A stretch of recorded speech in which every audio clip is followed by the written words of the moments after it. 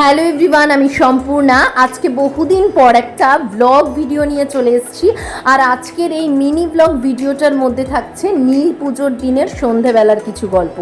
এই দিন একটা নতুন জামা পরে, মানে নাইটি পরে, তার সাথে শাখা পলা সিঁদুর পরে একটুখানি ভগবানের কাছে গিয়ে তাকে রেডি করে নিচ্ছিলাম। আসলে এই দিনটা ছিল নীল পুজোর দিন, যেই দিন প্রত্যেকটা মায়ের কাছে একটা বিশেষ দিন থাকে সন্তানের মঙ্গলার্থে। আমরা পুজো দিয়ে থাকি ভগবান শিবকে বা মহাদেবকে। যাই হোক, এই পুজোর ক্ষেত্রে বিশেষ উপাচারা দিয়ে আমি কিছু করিনি, তবে যেটুকু আমি করি সেটুকু সাজিয়ে গুছিয়ে সুন্দর করে করতেই পছন্দ করি।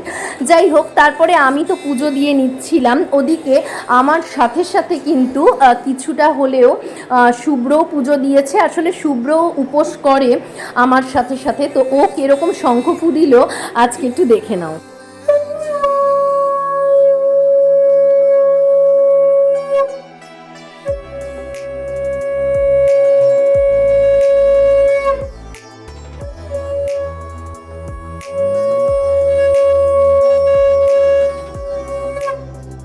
তো আমি নীল পুজোর আগে কি স্বপ্ন দেখেছিলাম সেগুলো তো তোমাদের সাথে শেয়ারই করেছি, সেগুলো আজকে আর বললাম না।